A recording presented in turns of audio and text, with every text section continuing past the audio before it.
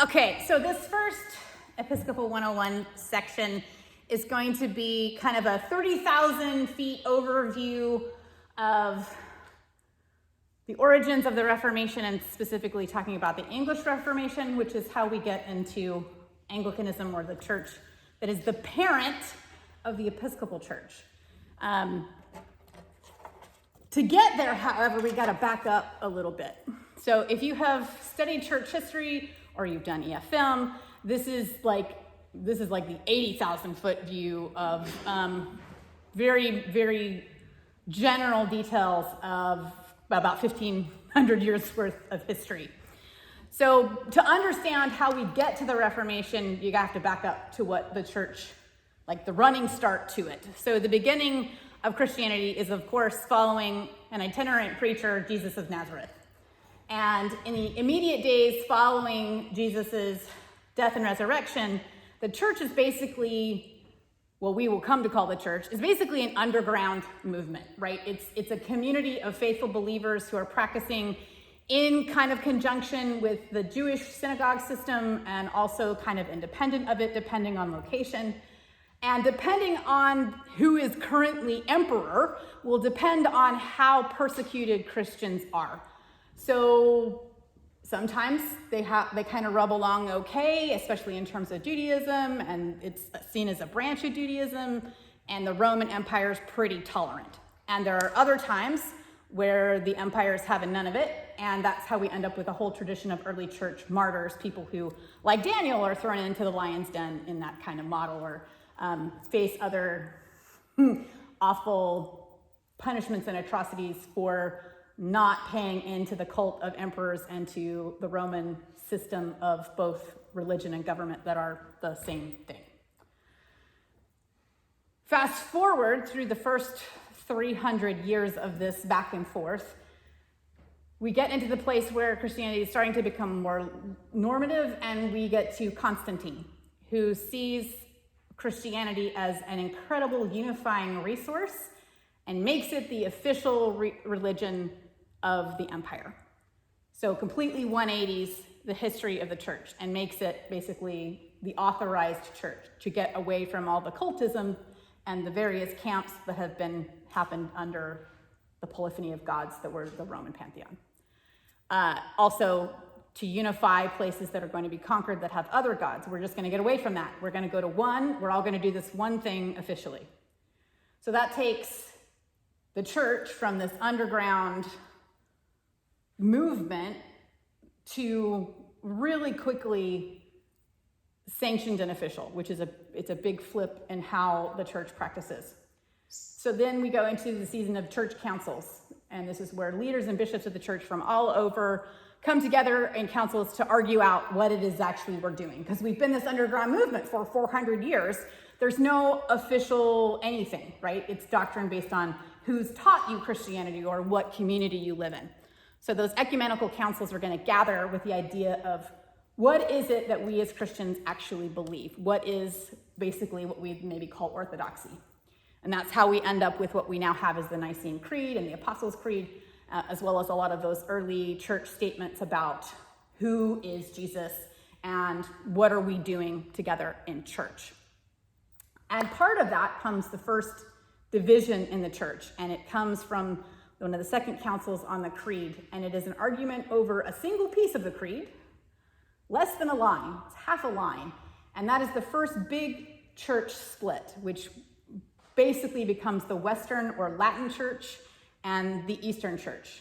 Today we think about it as Eastern Orthodox, so Russian and other Orthodox traditions, as well as eventually Greek, even though Greek isn't East. And then the other churches that are going to follow Western Christianity. And it's over the piece that's called the Filioque in the Creed.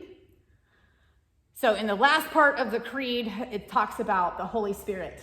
And it says, the Holy Spirit proceeds from the Father and the Son.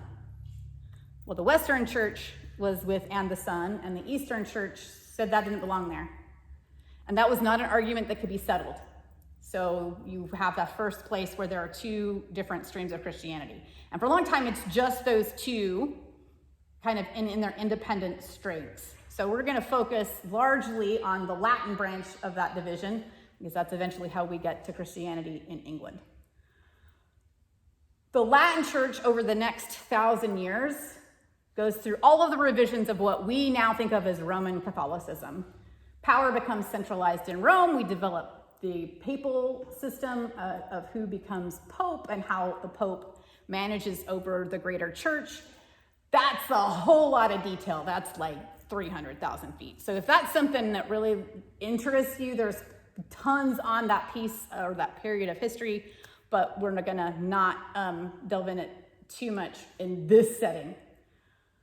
By the time you get to the 1300s, the church has really become an institution.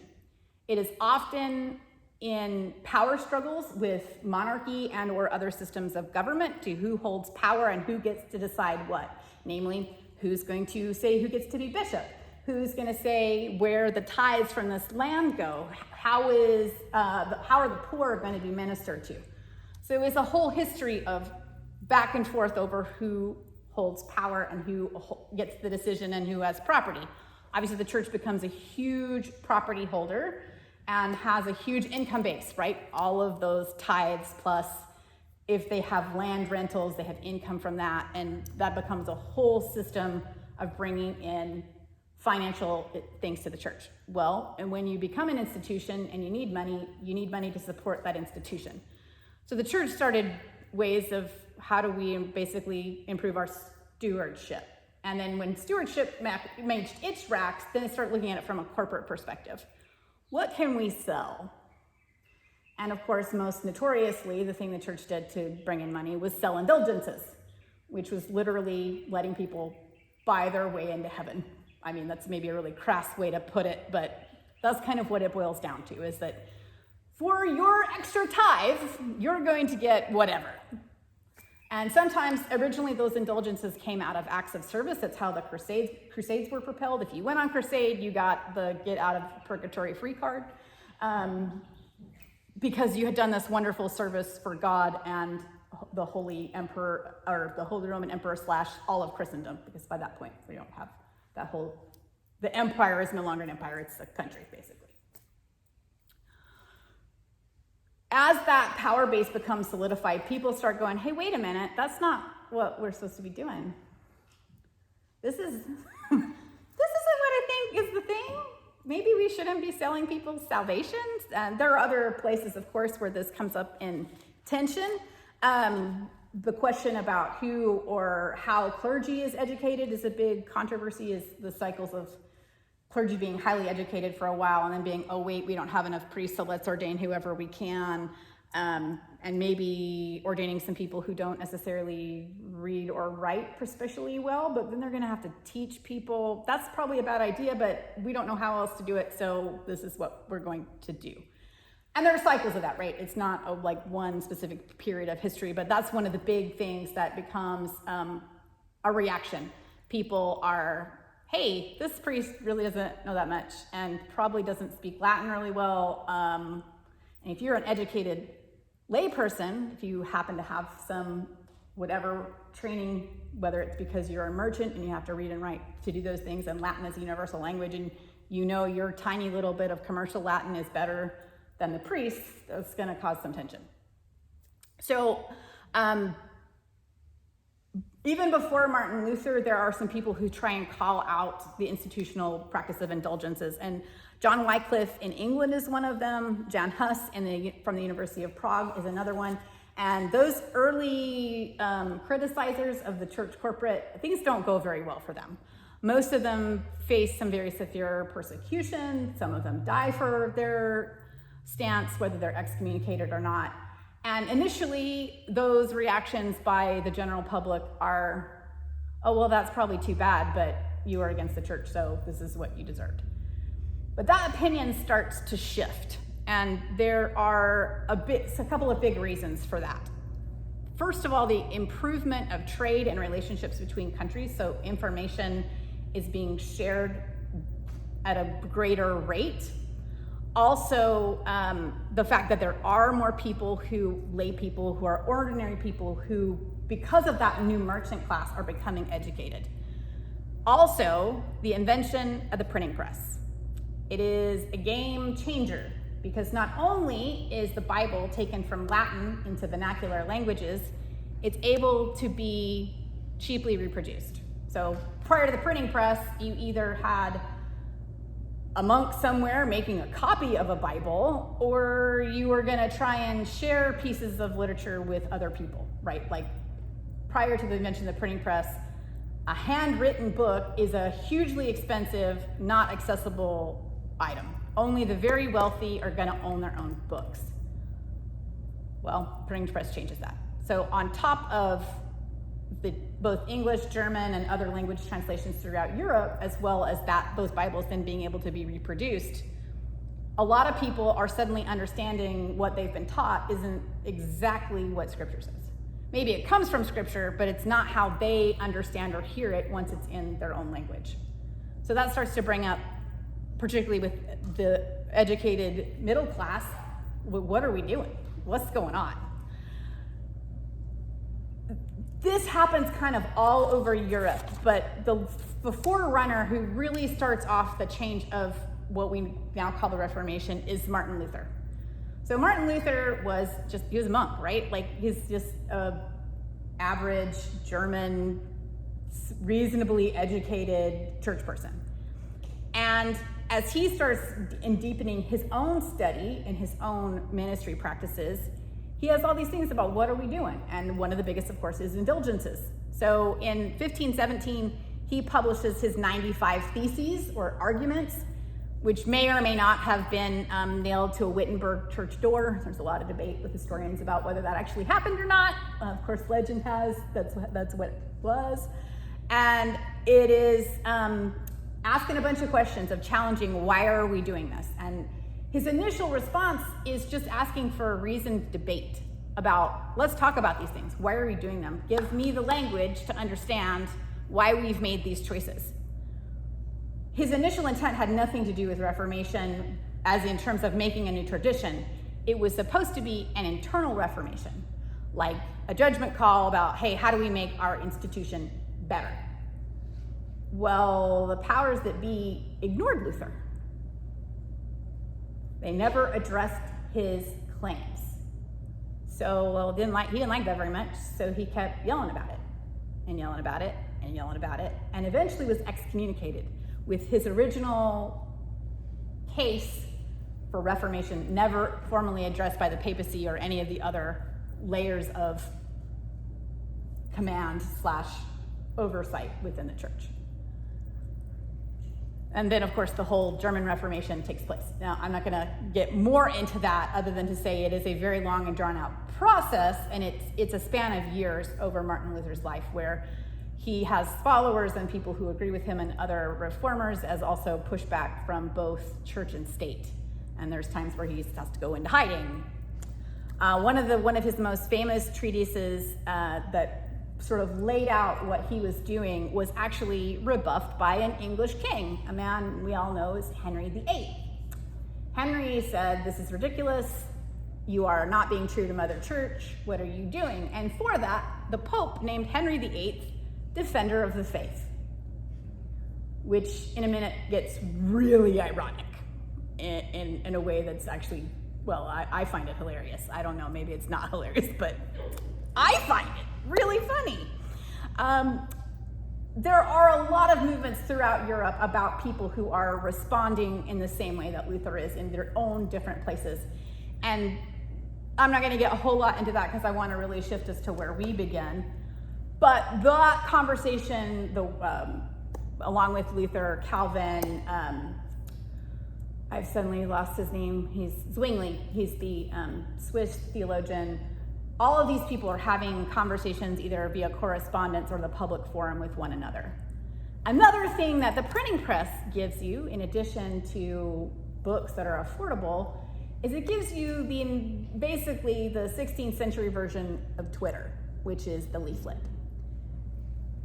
Something like Luther's 95 Theses or a statement or creed or this is what we're doing can be cheaply produced, made, and distributed. So of course, this is the whole invention of what will become the newspaper industry. But at that time, it's just a blurb. It's a tract. It's this thing that you can take home so you know what this person is talking about and get information out much quicker than just waiting for word of mouth to take things over, try and call town hall meetings. And information starts to, for the time, pass much more rapidly than it had in centuries previously. So we're going to go flip over to England.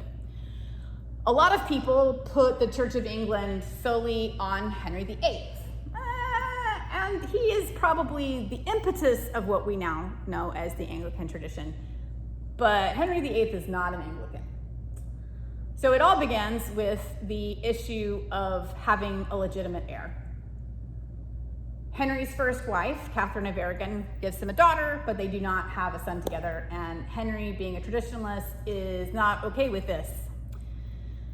And he doesn't know what to do about it, and he wrestles with it. And finally, someone suggests, well, why don't you write to the Pope and have your wife put aside and take another wife? Well, the Pope says, no, because he doesn't want to piss off Catherine of Aragon's family. She's a princess of Spain, and her, I don't remember if it's uncle, I think it's uncle, is the Holy Roman Emperor, who is probably the largest power base that is going to be influential over the papacy. Well, you're not going to grant that, right? Like that is a political suicide move for the Pope. Well, that leaves Henry in a position, and theologians and church leaders in his own country who have been listening to these continental reformers say, well, then why don't we do what they did? Why don't we make our own church? So Henry officially breaks from Rome, which again comes right into that irony of the defender of the faith. Also, ironically, one of the first things they do is take the Bible and put it into English, to put it into English churches, and not 20 years before they had burned a man as a heretic, William Tyndale, who had done a partial English translation, and he was burned for that. Well, actually, ironically, then using Tyndale's work, a new English translation is done, and that goes into churches. You will hear the name Thomas Cranmer a lot when it comes to the Reformation, because he's one of the principal theologians and movers of this industry, because he works both with Henry and the church at large to start reimagining what the church is going to be. We've all heard about the dissolution of the monasteries. That's one of the biggest things that happens, is that after that break with Rome, the monasteries are broken up and sold to be both state property as well as pad everybody's coffers, because the church shouldn't have that power. We're going to consolidate that power base within the state. And sometimes that's problematic. In some places that kind of wipes out social services, for lack of a better word, in regions. And then other times it is what it is, because there was also some critique of monastic systems that they had their own issues. The other big piece that comes out of Henry's break from Rome is a consolidation of liturgical resources. At this time, any one clergy person would need 5 or 6 different missals to actually get through the entire church year and celebrate all of the feasts of the church. And Cranmer and his contemporaries are like, this is stupid. We need one thing to do church, and also it should be in the language of the people. So Cranmer drafts the first Book of Common Prayer, and the seeds of that prayer book are alive today in our own prayer book. It's not a one-to-one, but that is part of our tradition. It is the first edition of the Book of Common Prayer. But other than that, especially when Henry takes a look at some of the other things happening in the Reformation and pulls back a little bit, by and large, other than changing languages and breaking with Rome, practices in England under Henry are very much the same as they were under Roman Catholicism. I would argue that Henry VIII goes to his grave a practicing Roman Catholic who just doesn't like the Pope. So the first real piece of the English Reformation isn't truly reforming the whole church. It's making a break and putting some things into language. That reform goes a lot further after Henry's death, and Henry's teenage son James comes to power. So James has been educated by much more Protestantly minded scholars, as well as his co-regents are much more Protestantly oriented than Henry was. So they take those reforms even further and revise the Book of Common Prayer. And I don't have the year in my head for the James version, but it takes all of what Henry did and Cranmer's initial work and takes it one step further into Protestant belief. Of course, one of the big things is transubstantiation, whether the elements of the Eucharist become literally the body and blood of Christ or whether they're a memorial. And it takes it a step away from transubstantiation into, yes, we believe it is transformed, but it's not a literal thing. So that's where we start coming into this place where Anglicanism is in the middle. It's not as fully reformed. It's not going to throw out all of the church practices under Roman Catholicism, but it is going to take a different look at them and a different look at those systems. A lot of progress is made under, I'm sorry, it's not James, it's Edward. James is later. So Edward's reforms are much more encompassing and are set to take England to a true Protestant nation. And then Edward dies. Very suddenly, he's not been on the throne very long.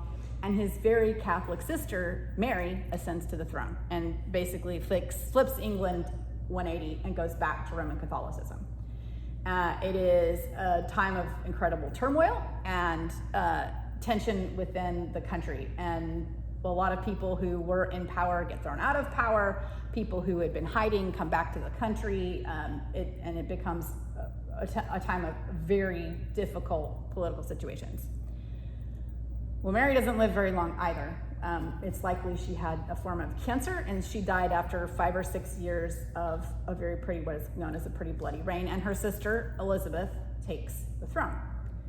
Elizabeth was raised, like her brother Edward, to be a much more Protestant thinker, and it had a far more Protestant outlook on terms of religion.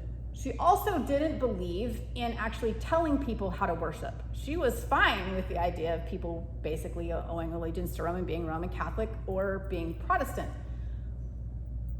She famously said something along the lines of, why should we make windows into men's souls? Let people believe as they will. She wanted to be tolerant, but it became very quickly a political issue because as she was identified as a Protestant monarch, the Pope sanctioned Catholic monarchs to make war on England.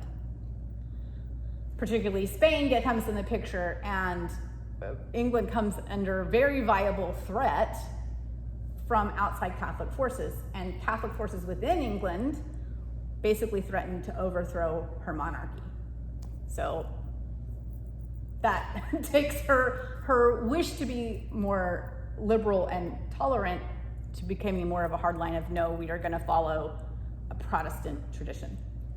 Under Elizabeth, the Book of Common Prayer is again revised and is in use for a long time. Of course, Elizabeth is is the longest reigning English monarch. And much of what Anglicanism is cemented under Elizabeth's reign. Yeah. No, that is after Elizabeth, and we're gonna get there. We'll get there. I should have brought I have a reprint of the 4 editions of the prayer book, and I didn't remember to bring it over here with me. After Elizabeth dies, she is succeeded by her nephew, James of Scotland, which is a whole other political matter. James is probably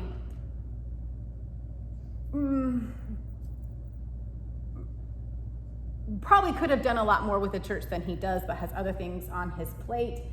And then from there's a kind of downhill slope with the monarchy.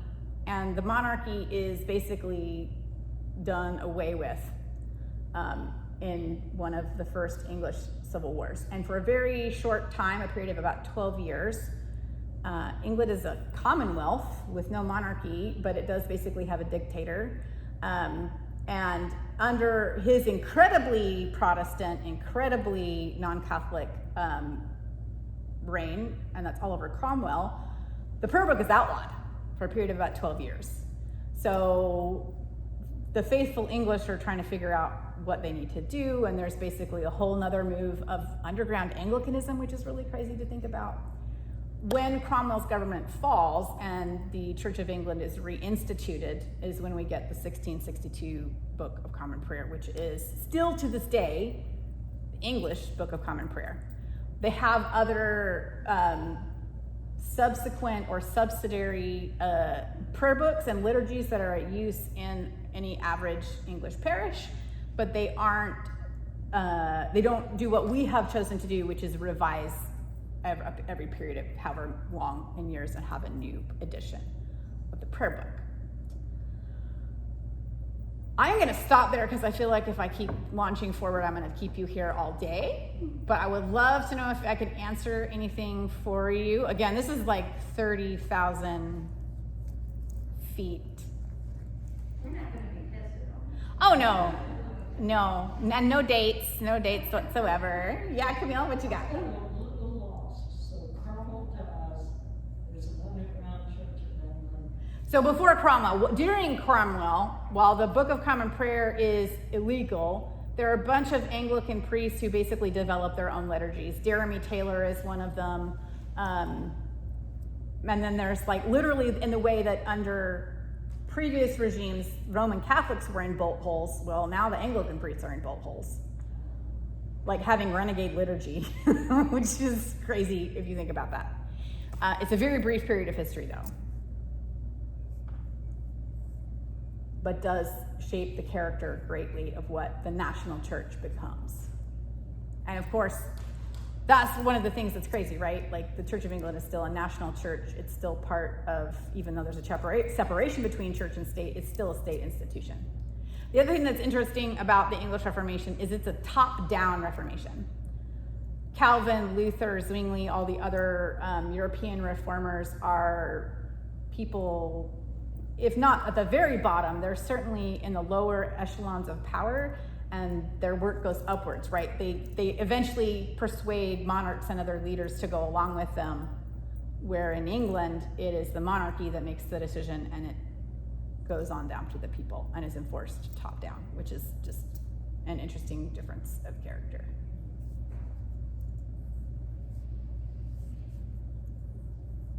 What else you got?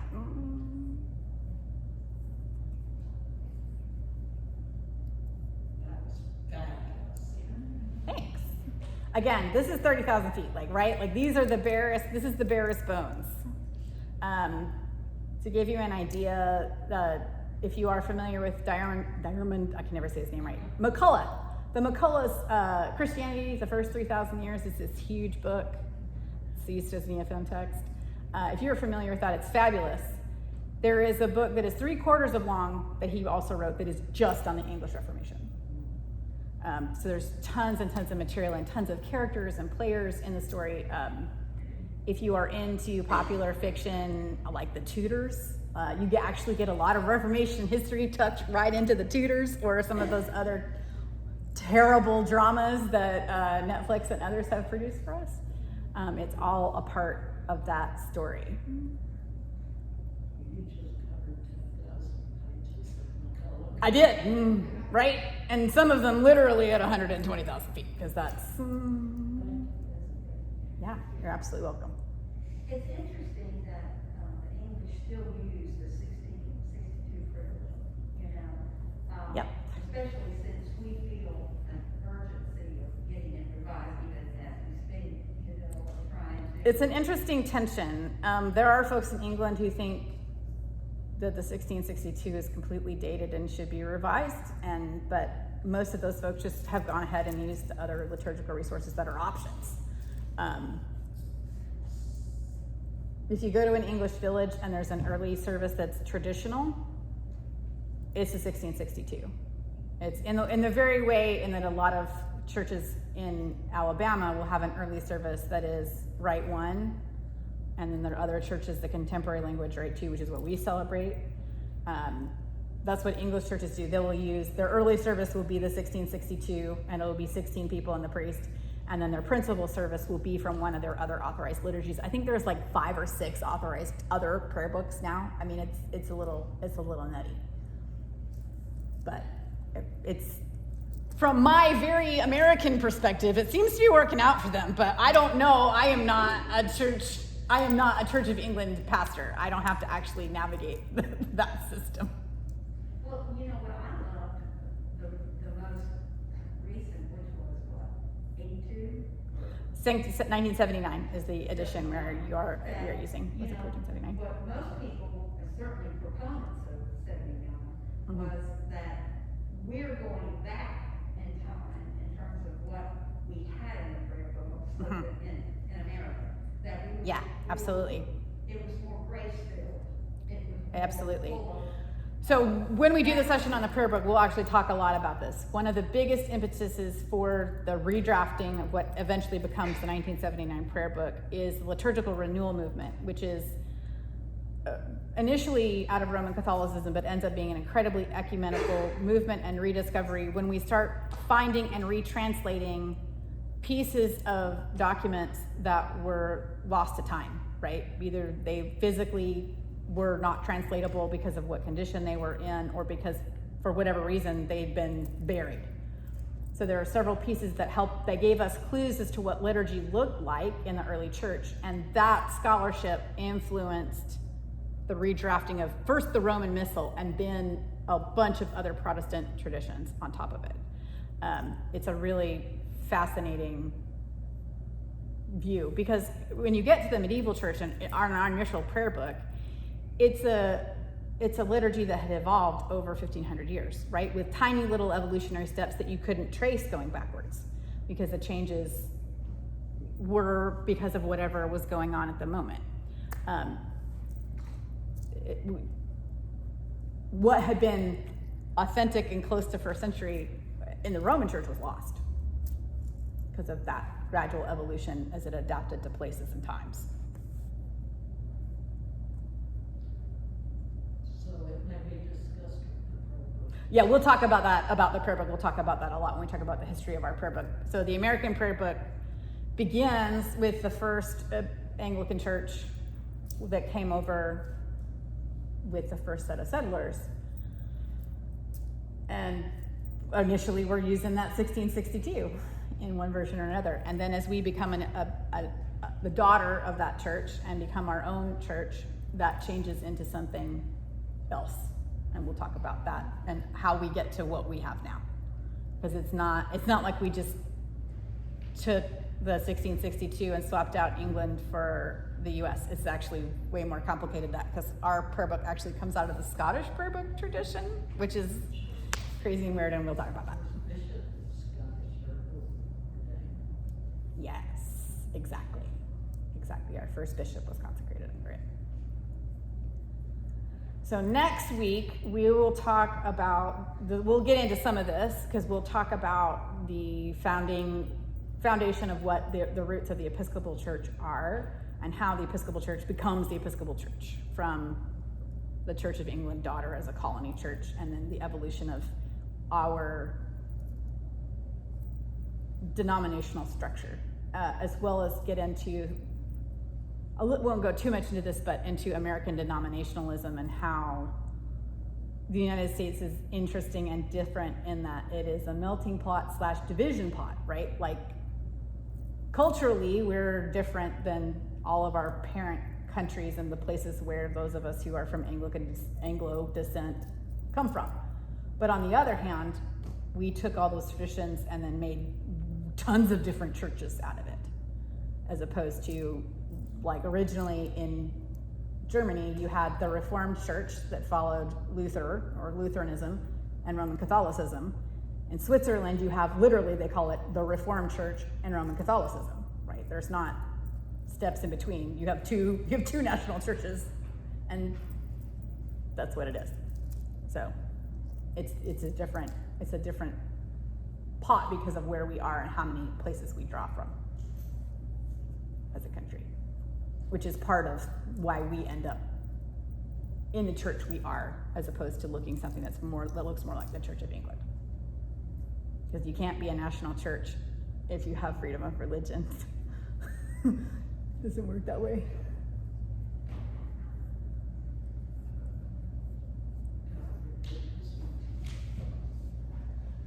Anything else, my friends? So these first couple classes, I said this a little bit in church, but these first couple of classes are going to be the most lecture-y. We're going to do some other funner things, I promise. You won't have to just sit and listen to me for like a pantheon of Sundays for all fall, I promise. But this is the place we have to start, at least in my mind, for it to all make sense.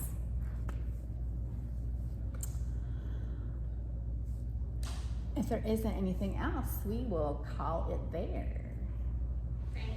Thanks, y'all. Have a good rest of your Sunday.